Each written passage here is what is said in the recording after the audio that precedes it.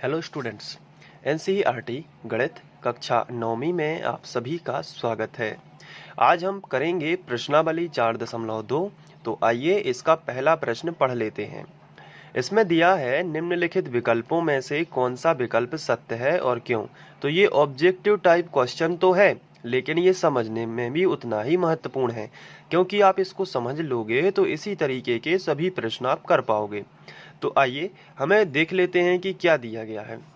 इसमें हमें एक समीकरण दिया गया है और हमसे पूछा गया है कि क्या एक अद्वितीय हल है इसका, या केवल दो ही हल है, या अपरिमित रूप से अनेक हल हैं। तो इस समीकरण में हमें ये बताना है अद्वितीय हल। तो पहली बात तो ये हो जाती है कि हमें यही नहीं पता होगा कि अद्वितीय हल क्या होता है, केवल दो हल क्या होते हैं, या अनेक हल क्या होते हैं। तो हम कैसे इनमें टिक लगा सकते हैं या सही बोल सकते हैं कि कौन सा सही है। तो अद्वितीय हल का मतलब होता है अद्वितीय, यानी दूसरा नहीं। दूसरा नहीं यानी कि केवल एक। जैसे सूर्य है, सूर्य कैसा है, सूर्य अद्वितीय है, यानी दूसरा सूर्य नहीं है हमारा, एक ही सूर्य है। तो इसे ही हम बोलते हैं अद्वितीय, यानी कि दूसरा नहीं। अब यहाँ पे देखिए केवल दो हल हैं, यानी कि इस पूरे समीकरण के केवल दो ही हल हो सकते हैं। यानी अगर हम यहाँ पे कुछ मान रखते हैं तो एक बार उसका आंसर आ जाता है, फिर हम एक मान और रखते हैं तो एक बार उसका आंसर आ जाता है। तो दो बार आंसर आ जाएगा, लेकिन तीसरा मान रखने पे कोई आंसर नहीं आएगा।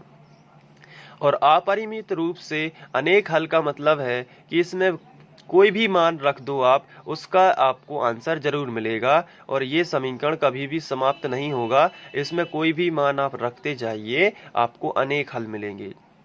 तो इनमें से कौन सा सही है। तो बहुत सी सिंपल बात है कि आपको जो दिया गया है वो है y बराबर 3x, है ना। y बराबर 3x प्लस 5। तो आप यहाँ पे x का मान यदि 1 रखते हो, पहले तो यदि आप 0 रखते हो, फिर यदि आप 1 रखते हो, 2 रखते हो, 3, 4, इस तरीके से चेक करते हैं। जैसे आपने 0 रखा x की जगह पर, तो y बराबर 3 और x की जगह आपने कोष्टक में रख दिया 0 प्लस 5।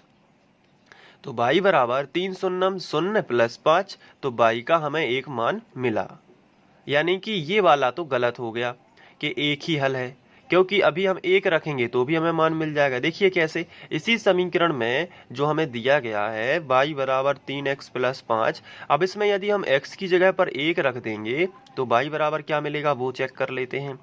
3 x की जगह पर हमने एक रखा प्लस 5, तो अब इसका गुणा होगा कोष्टक वाली संख्या का। तो 3 एकम 3 प्लस 5 और 5 और 3 जोड़ दिया तो कितना हो गया 8।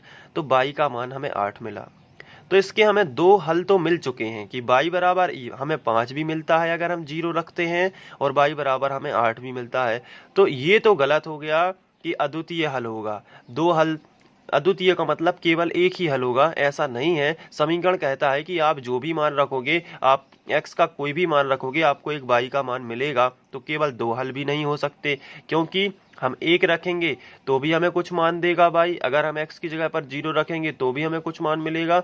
इसी तरीके से दो रखेंगे तो भी हमें y का कुछ मान मिलेगा। जैसे हम चेक कर लेते हैं, y बराबर हमें 3x प्लस 5 दिया है, तो अगर हम x की जगह पर यदि हम 2 रख देते हैं, जैसे कि हम y बराबर 3x की जगह पर हमने 2 रख दिया प्लस 5 कर दिया, तो y बराबर 3 दूनी 6 प्लस 5, तो 6 और 5 कितने होंगे 11। तो अब यहाँ पे ये समीकरण सीधी सी बात हमसे ये कहता है कि आप x की जगह पर कुछ भी रखो, इन मानों में से कुछ भी रखते जाओ, आपको y का मान मिलेगा। चाहे आप माइनस के मान रखो तो भी आपको y का मान मिलेगा, यानी कि इसके अनेक हल होंगे। तो इसका तीसरा सही हो जाएगा, इसमें कोई भी दिक्कत वाली बात नहीं है। तो ये आप तीसरा इसका सही होगा। ये हल करने की जरूरत नहीं है, आपको केवल समझाना जरूरी था कि ये कैसे अनेक हल होते हैं और अद्वितीय हल का मतलब क्या होता है। दो हल का मतलब होता है इसमें केवल दो ही हल संभव हो, बाकी ना हो, तो वो भी इसमें बात नहीं है। तो ये प्रश्नावली 4.2 का पहला प्रश्न समाप्त होता है, जिसमें हमें एक केवल ऑब्जेक्टिव टाइप क्वेश्चन ही दिया गया था। चलिए सेपरेट क्वेश्चन रखने के लिए हम इसको यहीं तक करेंगे। नेक्स्ट क्वेश्चन नेक्स्ट वीडियो में। Thank you.